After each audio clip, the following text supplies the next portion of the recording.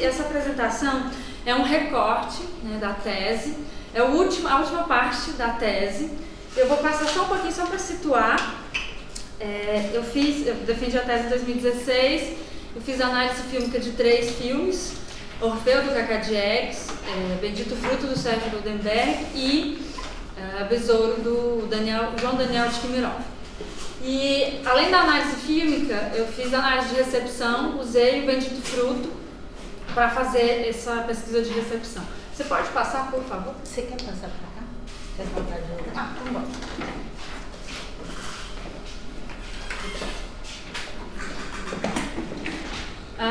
Um pouquinho da tese e o filme Bendito Fruto. A escolha desse filme porque é uma comédia, não sei se vocês conhecem esse filme, é muito interessante.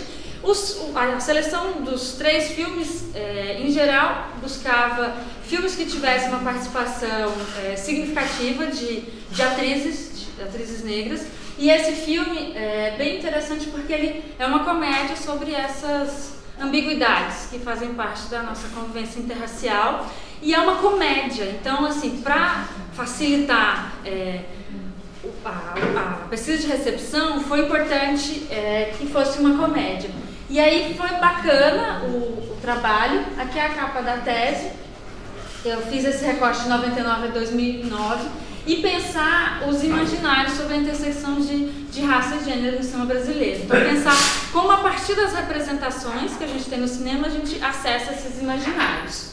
E aí eu vou apresentar rapidamente esse contexto. Mulheres negras no cinema brasileiro, a gente tem pesquisas recentes do Grupo Gema, da própria Ancine, que fala dessa participação limitada das mulheres negras, tanto na recepção quanto na produção. Em 2016 a gente não teve nenhuma diretora negra que dirigisse um longa-metragem. Claro que sempre que a gente fala dessas pesquisas é importante situar de que cinema que a gente está falando. Cinema de longa-metragem a gente ainda tem muitos desafios, mas se a gente for pensar o cinema de curta-metragem, a produção de mulheres negras é bastante significativa e diversa. Mas a gente pensar também esses espaços que ainda precisam ser ocupados. Assim, a nossa produção cinematográfica, pensando cinema de longa-metragem, ainda é predominantemente branca e masculina. E aí, nos estudos do Grupo Gema e da Ancine, a gente percebe também essa participação limitada no que diz respeito à representação, né? 1,4% das atrizes negras são protagonistas no conjunto de filmes que o Grupo Gema analisou. Então, assim, de uma produção cinematográfica do ano de 2016, é muito pequena a participação como protagonista. E a gente entendeu o significado, né, de ter uma mulher negra como protagonista. E aí, pensando nisso, o trabalho faz essa reflexão desses filmes, são filmes considerados hegemônicos, e busca, a partir desses filmes, seria possível identificar outras formas de representação, algumas brechas, e também pensar como se orquestram esses imaginários. Eu utilizo o Muniz Sodré para pensar, o imaginário é uma importante categoria para analisar essas representações. Pode passar, por favor. E aí também utilizo o Castoriadis. Eu não sei se você está falando certo, se é Castoriadis ou Castoriadis, né? Mas é uma referência importante para pensar o imaginário como raiz. E aí é legal porque você pensa o imaginário como uma relação de força, os sentidos instituídos e as novas possibilidades de construção de sentido. Isso me interessava muito, porque assim, mesmo nos estereótipos, né, a gente tem essa natureza contraditória dos estereótipos, lembrando Robert Stern, Ella Chorra. Então, assim, mesmo nos estereótipos, observar outras possibilidades de sentido que o filme oferece. E aí foi interessante, nesse filme, Bendito Fruto, a gente fez a pesquisa de recepção utilizando o modelo codificação-decodificação do Stuart Hall. E aí o último momento, esse momento da avaliação, da aplicação do modelo do Hall, ela foi interessante porque ela trabalhou em 3 momentos. Primeiro, a relação do filme com o cotidiano, pensar as hierarquias que tem no filme, as assimetrias e o cotidiano, e depois as memórias. E por último, eu pedi para que as pessoas criassem uma protagonista negra. Assim. Era uma narrativa oral, uma coisa simples. Eu falei assim, se você pudesse criar um filme ou um programa de TV que a protagonista fosse negra, como ela seria? E é isso que eu vou apresentar para vocês. Os 3 grupos, o critério de proximidade foi fundamental. Então eu trabalhei com um grupo de estudantes da UNB, que era o grupo que eu fazia estágio de docência no doutorado, um grupo de idosos, minha mãe faz parte desse grupo. O grupo de estudantes era uma sala bem cheia, 33 alunos, das idosas 15, e um grupo de, em geral, a maioria foram mulheres, tinham 2 rapazes só, que a maioria eram servidoras públicas. Porque depois que eu fiz os 2 primeiros grupos, eu percebi uma distância da faixa etária muito grande, das idosas e dos jovens. E aí o 3º grupo foi importante para equilibrar isso. Uma experiência muito bacana, e é importante também a gente pensar isso dentro da história do cinema, porque a gente prioriza muito o discurso do filme, os discursos que o filme nos apresenta, nos oferece, né? O Robson trabalha isso, outros autores, o Bamba, que é fundamental no Instituto de Recepção Cinematográfica, o professor Mahomet Bamba, que a gente infelizmente perdeu. Mas pensar também a recepção e os modos de espectatorialidade como também espaço de produção de sentido. Então é fundamental pensar também a experiência de quem assiste o filme, porque a pessoa, quem assiste o filme é atravessado também por vários elementos, né? Pelo repertório que se tem, pelos marcadores sociais que vivencia. Então isso vai determinar a forma como se lê, se interpreta o filme. E pensando gênero, raça, sexualidade, então isso é muito importante pensar esse espaço da recepção. E aí, esse foi o 3º momento. Foi muito interessante porque a gente tem esse processo de decodificar o filme, de apresentar, isso é uma coisa estereotipada, isso e aquilo, e aí quando você pede para a pessoa criar, é interessante como eu esperava, né, outras construções e às vezes você repete involuntariamente, né? E eu queria mostrar, pode passar por favor? Isso aqui eu fiz uma montagem de imagens que aparecem, não tem imagens, assim, eu não trabalho com imagens, só exibi o filme, elas vão falando, as pessoas vão falando, e aí eu percebi algumas das imagens que aparecem nesse processo de construção da protagonista, que foi muito simples, assim, pensar a caracterização e a trajetória. Pode continuar. Eu vou ler, que eu acho que é bacana, então eu pedi como que seria essa protagonista negra. E aí o grupo da UNB, o grupo das idosas e das servidoras públicas. Da UNB. Seria linda, com traços negros bem demarcados, pele muito escura, nariz chato, lábios grossos e cabelo black power, porque ela já seria o poder em si. A outra diz, a personagem, talvez uma versão negra de mim, porém o enfoque não teria relação alguma com a cor dela. Já no grupo das idosas, negra, mas aquelas negras que têm cabelo bom. Servidoras públicas, rica, cabelo black power, alta, que é uma coisa que eu queria ser. Nesse mesmo grupo tem um diálogo, porque era um grupo de discussão. Então a gente viu o filme em grupo. Às vezes uma falava, a outra entrava na fala da outra, assim. Era bem interessante nesse diálogo. Falavam que a negra Anastácia era uma escrava muito bonita. Então eu me imagino assim, como essa negra Anastácia. Linda, poderosa. Risos. Aí eu pergunto, e quais seriam as feições dela? Corpo de Miss, né?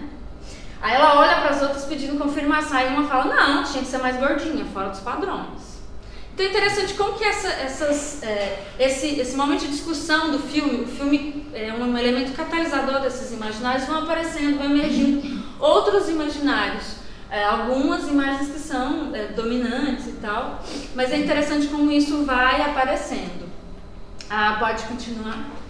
E o outro momento, que é a parte da trajetória, né? Quais são os desejos, que sonho teria essa protagonista, ela trabalharia no quê? E aí é muito bacana, a associação de idosos. Ela queria casar com um rapaz branco, por causa que... Aí ela faz um gesto indicando dinheiro, né? O dinheiro fala mais alto, né? Aí a outra... Ela queria viajar muito, conhecer outros países, badalação, curtição, mas só que ia ser bem complicadinho a vida dela por causa da cor dela. Mas ela ia lutar para ser feliz, para ir adiante. Ela vai vencer. A outra fala... Eu colocava igual às outras, tudo junto, mostrava uma coisa só. A diferença está só na pele e no pensamento e no modo de reagir. Olha, eu não tenho preconceito, para mim tudo é igual. Aí no grupo das servidoras, que no decorrer da luta dela, ela chegasse ao nível de ser uma mulher de poder. Por exemplo, uma juíza, que eu nunca vi assim, já tem juíza, mas todas brancas, negras não. Aí um interrompe e fala, mas já tem, várias, né, respondem em coro. A outra fala, tem algumas, e essa participante fala, assim, eu não vi. A outra fala, não, mas já tem. Então, colocar elas no poder, igual uma presidente do país, né? Então, eu trouxe algumas dessas falas que a gente percebe que há algumas tensões no grupo das idosas, principalmente, assim. Acho que o grande desafio foi, por que você quer que faça uma protagonista negra? Elas entendiam que eu estava criando um elemento de diferenciação. Não, a gente coloca igual, tem que ser igual às que estão, as brancas.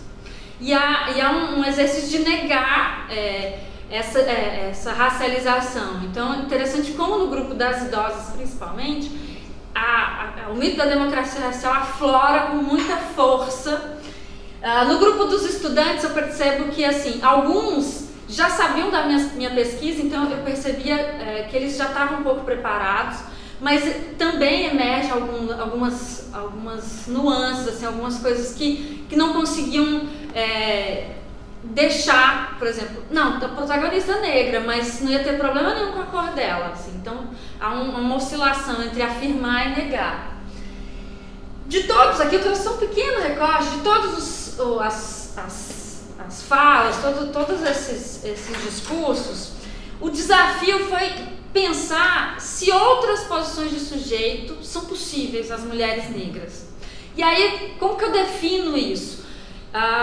Pensar uma personagem que fosse humana, que não fosse determinada, que a trajetória dela não fosse determinada meramente pela questão racial, que essa personagem tivesse humanidade, que ela fosse comum, como as personagens brancas são, né? No sentido de que não tem essa trajetória marcada, ou a caracterização marcada. E aí, eu percebo, uma das conclusões do trabalho é que são escassas as possibilidades de deslocamento de sentido, de construção de outro sentido. A gente teve 2 ou 3, esse é um dos exemplos, o outro é uma personagem negra que tem uma namorada que quer ser presidente do Brasil, e a pessoa conseguiu desenvolver mais, vou ler para vocês. Minha personagem seria uma batalhadora que cria os filhos sozinha, trabalha o dia todo, porém não descuida da educação dos filhos e ensina que os seus filhos devem respeitar as mulheres, devem fazer as coisas dentro de casa. Ela não se importa com o visual, porém... ela se importa com o visual, porém não se importa com os quilinhos a mais. Ela gosta de ir ao pagode no sábado à noite. Então, o que é bacana a gente perceber? O filme oferece sentidos que... na recepção fílmica a gente pode, a partir do modelo do Stuart Hall, classificar como preferencial, negociada ou oposicional, que seriam formas de decodificar essa mensagem. Então, assim, concorda com o filme, negocia com o filme, ou tem uma leitura diferenciada. Já nas narrativas orais, nessas micronarrativas, de maneira preponderante emergem imaginários sobre gênero e raça, que atuam, como a Patrícia Collins coloca, como imagens controladoras. Então é interessante assim, você tem um momento que você discute o estereótipo e aí você propõe a criação dessas micronarrativas e esses estereótipos voltam. Então eles circunscrevem a trajetória e a possibilidade de existência dessas personagens. E uma coisa bacana é que isso limita, né, o reconhecimento das mulheres negras ao corpo e aos afetos, em especial a escassez de afeto. Por quê? Embora não tenha aparecido nas narrativas a questão da hipersexualização da mulher negra, isso não apareceu, mas elas também não têm afeto, elas não têm vínculo de pertencimento, não têm vínculo com outra pessoa. Das 3 que eu pontuei, somente uma tinha um relacionamento, tinha uma namorada. Então é interessante porque a ênfase na luta contra o racismo, a personagem que é ativista, ou então a ênfase em aspectos que colocam essa personagem num lugar de subalternidade. Não, é filha de mãe solteira, é favelada. Não é que a questão colocada é que o problema dessas construções é que elas limitam. A personagem só existe nesse universo de combate ao racismo ou de superar a barreira da cor, superar a barreira da pobreza. E aí a gente tem, eu vou colocar só mais alguns pontos, o cabelo como elemento de hierarquização, como um elemento que necessita ser aceito. Depois também o cabelo como afirmação identitária, isso é significativo, esse reconhecimento do cabelo como no sentido político. A relevância de modelos culturais e estéticos como atrizes de representações femininas, como a Miss, a princesa. E aí é interessante também, há uma negociação, assim, mesmo a princesa, como que ela seria, ou a Miss, não, teria que ser mais gordinha, né? Então há esse exercício de negociar. Emerge também um modelo, e aí assim, é complexo a gente pensar a negra Anastácia, né, como modelo de beleza, e aí é interessante ver como isso aparece aqui, né? Muitas vezes associada a uma representação de dor, de violência, que ela aparece como representação de beleza. A predominância de personagens jovens, com ocupações que se assemelham aos dos participantes, bem como posições de poder e prestígio, esse desejo de ser juíza, de ser presidente da república. A maioria dos grupos era composto por mulheres. E aí esse desejo de representatividade. Ora, a negação e a abstração de conflitos e desafios relacionados à cor da pele da personagem seria negra, mas não teria problema nenhum com relação à cor da pele dela. Então você desracializa essa personagem. E a gente vai ter essa oscilação entre a afirmação e o reconhecimento das assimetrias, que evidenciam a não aceitação da protagonista negra. Isso vai o tempo todo estar assim, ela vai ser bem sucedida, mas ela tem que vencer. Ela vai lutar e ela vai conquistar os sonhos dela. Então você percebe como, embora a pessoa esteja negando esses conflitos, eles estão ali nessa fala. E essa necessidade de superar, de vencer, ela é muito recorrente. E assim, a gente pensar narrativas do cotidiano, assim, pessoas comuns, essa que é a mais, que foi a mais trabalhada nesse sentido. E a gente percebe, com esse exercício das micronarrativas, o desafio de pensar outros lugares, outras representações que vão além dos estereótipos. Eu não falei, esqueci de falar, os grupos, o meu objetivo inicial, como comecei o doutorado, era fazer com um grupo de mulheres negras. Tive bastante problemas com a orientadora e isso não foi possível. E aí esses grupos eram mistos. E aí o primeiro momento era fazer o formulário de perfil, assim. No grupo das idosas, por exemplo, nossa, era muito interessante, assim, perguntava sobre a questão cor, raça, assim, e com muito cuidado. Esse grupo foi o único que eu fiz esse preenchimento oralmente, porque elas têm algumas dificuldades de escrita, e era muito interessante, elas não entendiam por que eu estava perguntando aquilo. Aí algumas falavam, eu sou morena clara, porque papai era assim, mamãe era assim, então você percebe essas ambiguidades. E aí nessa conversa é muito interessante como que muitas vezes as pessoas têm um posicionamento, mas à medida que o outro fala e você fica com receio, se intimida na hora de falar. Uma lembrou de uma pessoa negra, a outra fala, não, mas aquela ali não é negra não, é morena clara. Então a gente perceber essas nuances. E a possibilidade de deslocamento de sentido é muito escassa. Claro que é uma amostra pequena, mas a gente percebe como que esses imaginários, eles são muito significativos para a gente pensar como seria uma personagem, uma protagonista negra. Eu não defini assim um modelo. Destaco essa fala, essa narrativa, no sentido de que ela está mais próxima do cotidiano. Essa personagem existe, ela gosta de ir ao pagode, ela não está se importando se ela está acima do peso. Então, é uma tentativa de pensar outras formas de representação, outros regimes de visibilidade. E aí, como eu falei, assim, não há representações que indiquem uma hipersexualização da mulher negra, mas ela também não tem afeto, ela permanece numa existência solitária, ela luta, mas luta sozinha. E aí tem essa história de superação, mesmo rica. Tem eu não trouxe, mas eu vou só comentar, que foi um dos momentos mais tensos, assim, que eu senti, eu era a moderadora, que uma do grupo de estudantes fala, a personagem dela chamava Branca, e o sonho da Branca era ter olhos claros, porque todas as amigas dela tinham olhos claros. Eu lembrei, eu fiz associação com o livro da Toni Morrison, né? O olho mais azul. Me contive, claro, não fiz essa observação, mas eu fiquei pensando, se mata essa protagonista negra até no nome. Então, assim, a gente perceber aonde vai a exclusão simbólica, né? Mas é um exercício a gente perceber isso também. Outras questões também, outras posições do sujeito, pensar essa protagonista negra como lésbica, acho que, e num relacionamento homoafetivo, acho que isso é bacana. E outra coisa também, faltou também a questão do contexto familiar, como eu falei, a falta de relações de afeto.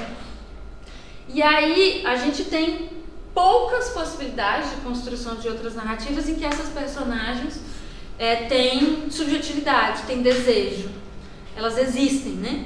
E aí a conclusão que eu chego é que assim, essa experiência que a gente tem, né, no sistema escravista, colonial, patriarcal, ele sustenta o nosso imaginário cultural brasileiro e incide não só nas formas de criar essas representações, mas também nos nossos modos de ver.